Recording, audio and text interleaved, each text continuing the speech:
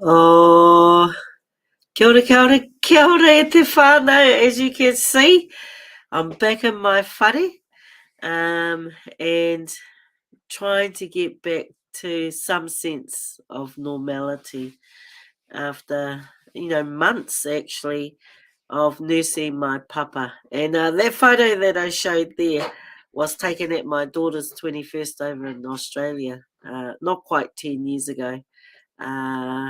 Might be about only 7 years ago. And as you can see, my hair was pango. And yeah, it ain't so pango now. But anyway, wow. I just don't know what to say. It's been a long time coming. I don't know if you could hear that waiata, but my husband was playing some of his own music. And I said, "Oh, I think I'll use that music to first share the photo of me." I was a little bit more heftier back then. And yeah, but anyway, that's a lovely photo of my papa. It was a black and white theme. But yeah, it's so awesome to be back, and it's been a long time since I've done a live. And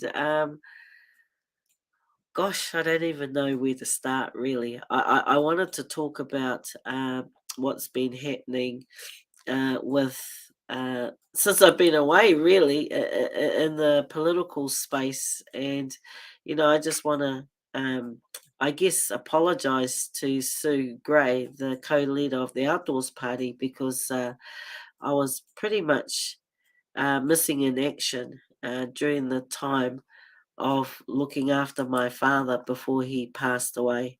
I didn't anticipate his passing because he was a warrior, and I know where I get my warrior gene from, and he literally fought to his last breath.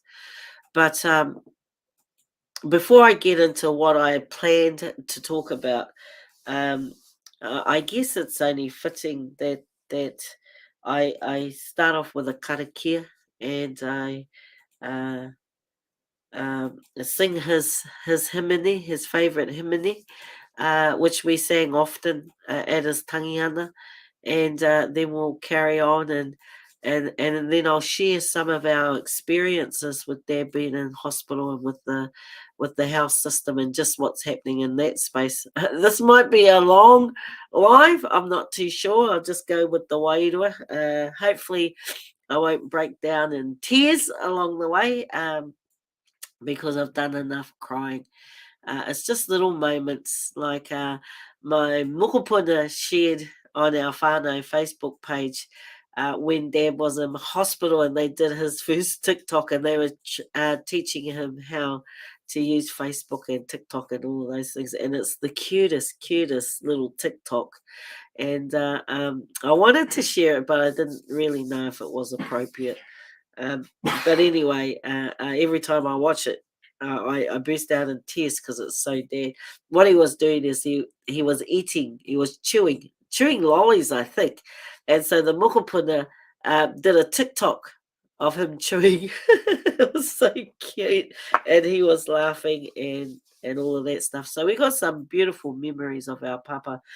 But with those memories also is the stark reality of your vaccine injured, and just the treatment that you will receive. And I've spoken to my own whānau, and we mentioned whether or not, or I was asked whether or not it was worth the battle, and I actually think it is, because I don't want these people to get away with the way they treated my father and treat other people like that and think it's okay, and then just turn a blind eye as if nothing had happened. But I'll share that shortly. I just want to start off with the short karakia, and it's a lovely karakia. Very short and sweet, as they say. And I'll do Dad's himene that he always sang, that we sang at his tangi. E te atua, ho mai ki a mātou tō maramatanga tō rangi māri e tō kaha me te aroha mō tēnei rā. Amene. O Lord, give us your knowledge, your calmness, your strength and love on this day. Amen. Awe te ariki awe, ko koe te ariki, te kai whakaora, mo te ao kato, ko tēnei tō iwi, e inoi atu nei, aroha tia mātou, manaki tia mai mātou, I roto I nei au, aue, te ariki aue, aue, te ariki aue. No, kia ora. So lovely, lovely little hymn and lovely little hymnody. And I just want to pay homage to my papa with that. As you can hear, I've got a bit of a sniffle, and I guess after nursing someone and especially going through that whole journey of Mawiwi, coming to the phase of end of life stage, and then the tangihana, it actually is quite a long process. I was in and out of hospital for months with Dad, and as you know, I did a few lives there, and it was a real privilege and a real honour to nurse him. It also was a necessity because our system is broken. There's nothing else I can say about it. So, and there's all this debate now around bringing unvaccinated nurses and healthcare workers back into the fold because our system is in crisis. Well, absolutely, it's common sense. And then I don't know if you saw the project. I mean, there are a bunch of propagandists they're saying, "Oh, if that was my family." If that was my family, I would not want to be treated by an unvaxxed nurse. Well, e ki rā, because all the ones that were in hospital when my father was in hospital were vaccinated people. People that were dying were vaccinated people. So this whole myth around, and I guess that's the eye opener. Excuse me, I'm just all of a sudden going into a coughing. Can you get me a water, please? And no, I haven't got COVID, Father. I just got a test done. We as a father, I got a test done, and we're all COVID free. It's the flu. Oh dear. Thank you, and it doesn't help that your body's a bit run down. So we've been boosting ourselves with vitamin C and actually after the fact. So it's only when we got sick that we started boosting. We should have kept our rongo up, but you just didn't have time. Time went so fast. And you had so much things to consider.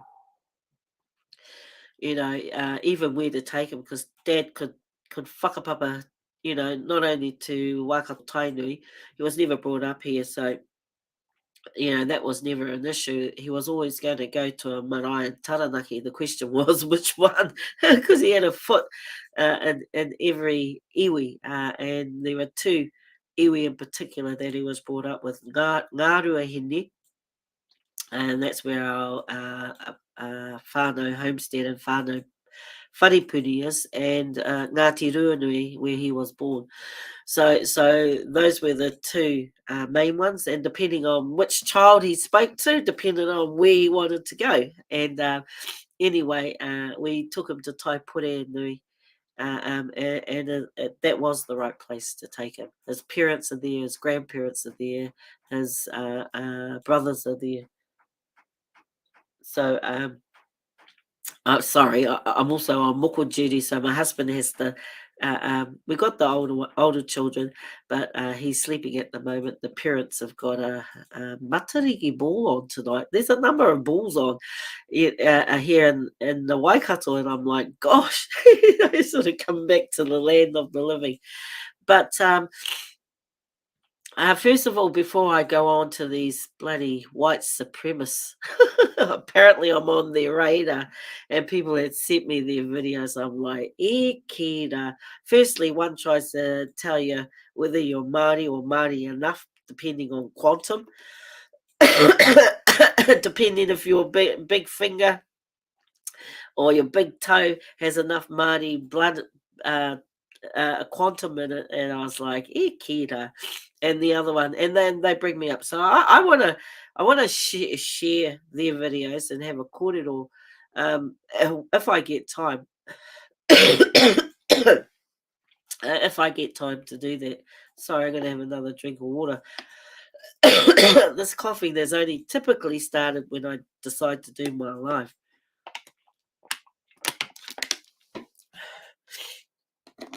And like I say, whether you get COVID or the flu, either one can knock you out. Either one can make you wee or sick. So you treat the flu the same way you treat COVID, especially if you have comorbidities, especially if you've got lung diseases, like some of my immediate whānau have. Anyway, like I said, we spent months in and out of hospital. Dad lost 30 kgs within those months of weight. And you have to be there. If your child or your parent or grandparent who are vulnerable are in hospital, you have to be there, especially when the doctors are around. Maybe nighttime, I don't know, but I didn't feel Dad was safe, to be honest, unless I was there 24/7 or someone was by him all the time. The nurses were great. A lot of them were foreigners who could barely speak English. So there is a problem. There is a problem with us turning into a third world health system off the backs of the pandemic, right?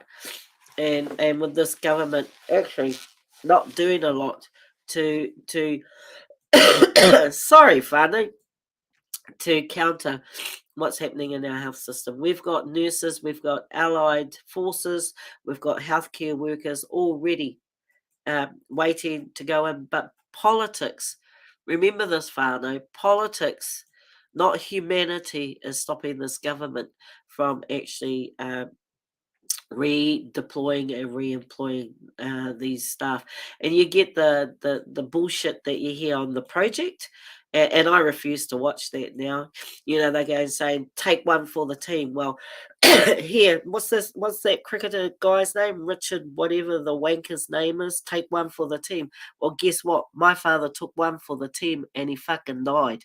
So, that pisses me off when I'm sitting there. Sorry, because I'm in mourning, going into anger phase. And when I get into anger phase, I get motivated. But, when I hear bullshit like that, like take one for the team, my father took one for the fucking team because he was told to protect his whakapapa. And I tell you what, I let everyone know, including the doctors, including the nurses, that he was vaccine injured, right up to even hospice, the doctors and nurses in hospice, and they go, the comments I was getting was, oh, he got one of the bad batches, or oh, he's one of those vaccine injured. So people, the health system acknowledged that he was vaccine injured. Here's the thing: did he get the treatment he deserved? No, he died suffering. I can't speak highly enough of hospice. Because they were Dad's saving grace. They put Dad out of pain. Just before he died, he presented himself via ambulance 3 times within about 4 days to A&E, and each time, it took a lot out of him. He had to be checked over by the ambulance drivers. And then he had to be put onto the ambulance, and then he had to wait several hours before a doctor could come to see him. And then they sent him home 3 times within, I think, about 4 days. And then every time, and then the last time we rang the ambulance, we just said, look, Dad's exhausted. Every time we ring news, I said, the hospital sends him home. We didn't agree with the discharge notes. because they acted as if Dad was okay. He said his pain levels were at 10. My father has a high pain threshold. Māori don't complain. Māori don't moan. And when a Māori kaumātua said, oh, what's your pain threshold? And you say 10 out of 10, that's serious. And they gave him Panadol. And I had to beg, literally beg for something stronger, and they gave him codeine. Now, when he was in the ambulance driver gave him fentanyl, which it made him feel a lot more comfortable, but the hospital and those doctors refused to give him any stronger pain relief. So there's a major issue around there, because my father suffered before he died. Here's the other issue. When he was in hospital and they released him, discharged him, I asked for Dad to be referred to the renal unit and to external team that manages people's pain. And the ward didn't refer him, which I asked the ward, and then I asked the renal unit. They didn't refer him. And I started texting the renal nurse, and they told me to stop texting, that I should ring. And I knew that they told me to stop texting because I had a paper trail, right? Or a text trail, or I had evidence of communication. So they didn't refer Dad on to hospice, as I requested before they discharged Dad at the hospital. Basically, because Dad was vaccine injured, they basically, I believe, wanted to wash their hands of him. And it was, and I'm an advocate. I mean, that's what I was born to do. I was born to advocate, and so I did try and advocate for him. I ended up ringing hospice myself and said to them, "Look, the hospital hasn't referred him. Our renal unit hasn't referred him," and they said they couldn't do anything until he was handed over to them. So we were left in no man's land, right? We were at the point where we were going to put Dad on oils, on marijuana oils, because of the pain. And then one of our whānau, who's a registered nurse, sorry, said that, you need to be careful, because he's not in hospital care, he's not in hospice care. If it's seen that potentially you'd given him marijuana to relieve his pain, and they could argue that marijuana actually did him harm, you could be liable as a whānau. Now my legal brain kicked in there, because it was the daughter brain, or the daughter heart, trying to relieve my father's mamai, right? And then when she stated that, it was my legal brain, because she said, you're in no man's land. It hasn't been referred on to a third party. The hospital has discharged him, so now he's under your care. They'd be watching to see if you'd given him, if it's because of, you withhold medication and all that sort of stuff. And I was like, wow, they didn't refer us on to external people. Like, there was so much about Dad's care that was appalling, absolutely appalling. And I don't know if it was because he was vaccine injured and they just took a hands-off approach, or actually are people incompetent. Either way, my father suffered. And you had to sort of hold all of that in during the tangi, during his passing. When he was in pain, your priority was him. Your priority was him. And the tangihana was about him, not about me, not about this issue. So this is the first time, whānau, that you're hearing it from me, and then I've actually had an opportunity to share my thoughts. Because apart from talking to kaumātua, because who are my uncles, they said, oh, did Dad die of his diabetes? Everyone knew he had diabetes. And I said, actually, his diabetes was good during the time that he was Māwiwi. He actually died of vaccine injury. So he had myocarditis from his second jab, and he got the booster, and it's the booster that took him out. And the booster, he got pericarditis and pleural effusion. And it was his heart in the end that took him, basically. Now, The last time he was discharged, and I've got his notes here, and I am going to apply for his. File.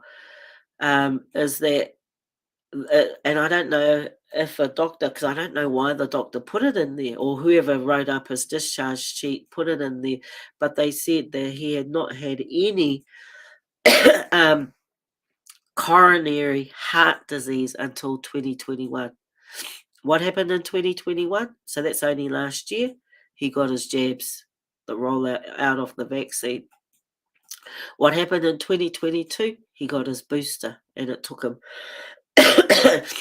And when I spoke to Dad in the hospital about why he took the booster, knowing that he got injured, he said, because I thought I was doing the right thing, is what he said. I thought I was doing the right thing because the propaganda, the media, the renal unit put you under so much pressure. Here's what the renal unit wanted to do. They washed their hands of Dad because they wanted to put him in a home. Now, Dad's mahi was elderly care when he was working for Tui Order and the whānau order space. It was about elderly abuse and elderly care in homes. So he knows all those elderly homes around the Maunga. If he doesn't want to go there, that's saying something. That's saying, one, he doesn't. He did say if we had a Māori elderly home, he would have seriously considered it. But he said to me, please don't send me there. And he said to Mum, and we had a bit of a tangi, I do not want to go there, I want to go home. So we made damn sure that he went home. But taking him home didn't mean he got the care that he should have been entitled to. We're not a third world country, and yet my father was treated like a third world patient, where we as a whānau literally had to beg for pain relief for him. And the hospitals wiped their hands. So, like I say, this is the first time that I'm sharing it. I did tell the kaumātua at Taipore Nui Marae, at the rangatira at that marae, that all Dad's cousins, they actually Dad's first cousins or nephews, right? And I said he did not die of his diabetes, he died of vaccine injuries. And and pretty much all the healthcare workers, because I was dealing with them on a daily basis, actually finally acknowledged that he was vaccine injured. But here's the reason why I believe they may have washed his hands of him, and he didn't get the care and support that he was entitled to and should have got. And here's the irony. My father would never have left anyone suffering. He was such a humble, caring, loving. He loved people unconditionally. He didn't care what walk of life you came from. The stories that were shared by my cousins, saying that if it wasn't for Dad, they wouldn't be here today. So these are the cousins that I spoke to you about in other lives that were taken by the state, right? And their mother, my mother's sister, she was beautiful. She was my godmother. She was a beautiful mother. She did nothing wrong. And these children, when they were children, majority of her children were taken by the state. And the history of children that were tahide by the state, then abused by the state, and then they become gang members, and tamir, their whole colonized process. Which I want to talk about eventually, where the government's at, even in that space. But I don't think that that's today's the time. I'm just sharing the experiences of my father's life and his tangi, and how people shared their experiences of him. And what was so beautiful about Dad's tangi is all his mukupuna stepped right up, man. We were debating how many mukupuna there are and mukumoko. So they've got more mukumoko than they have mukupuna. So I think it's about one count, they said 28 muko and 32 mukumoko. Oh, he's up. Talking of mukupuna, our muko's up, hun. Oh my God. Okay, whānau, I'm going to have to come back this korero, because I haven't even started on these two bleaker white supremacists, Lee Williams and Terry Ospins. But anyway, he's not quite crying yet. He didn't have much sleep, eh, boy? He only had like 15 minutes. Yeah, that's not a lot. It's always risky when you're on moko duty to do a live when moko puna is he's not actually crying, so I might just carry on. His parents might turn up shortly, but yeah, I guess this particular live is just about my shared experience. And sorry for the coughing spasms. Holy hicka. I wasn't feeling too well yesterday, and it's how when you've been on the go, and you got to think about everything. So you have to think about which even from the details from which funeral director to go with, all of that, ensuring, even choosing his clothes and the debates over choosing his clothes. We put on what he wore all the time. So when you looked at him, and that was his warrior. He loved his warrior top. So we put that on. And his bowling shoes, we put that on. I mean, he was a sportsman. He created athletes in the family, even including his mokopuna athletes as well. So sports was his love. People was his love. Te ao Māori was his love. He was a very loving, caring man. Unconditionally loved people. And he fought really hard for the wharepuni. Here's the other thing, which I'm really grateful. And Dad did it in Dad's way. There's a waiata he used to always sing, and I don't know if anyone's got a recording of it, but it was, I did it my way. And after his nehu, we all went to the Salty Dog, our whānau, and all the mokopuna, and they had karaoke on, and the mokopuna sang "I Did It My Way." Yeah, none of them inherited Dad's voice, but the passion and the heart that they sang that waiata was beautiful, and there were tears streaming. And that's where Dad used to go for the GGs. My dad hadn't drunk for 30 odd years, never smoked, so he shouldn't have had any lung disease. His records show he did not have heart disease until 2021, and basically the booster took him out. So these are all things that I'll be writing letters. I'm be writing a letter to the Health and Disability, letter to the Māori CE. I spoke. Funny thing, his his minister Hemi Haddon, who we have a whakapapa connection to as well. So on his Nehu Day, he's a Methodist minister, which is appropriate because we were all baptized Methodists. Te Awa I Taia, who we are direct descendants of, was chose the Methodist church over the kingitanga. There's a whole history of that, and my papa actually looks like him, looks like Te Awa I Taia. So it was appropriate that we had a Methodist service.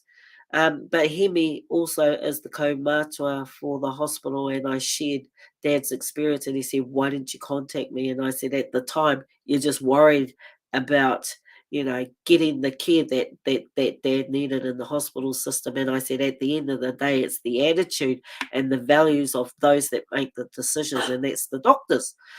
And I says, the doctors refuse to put him back in.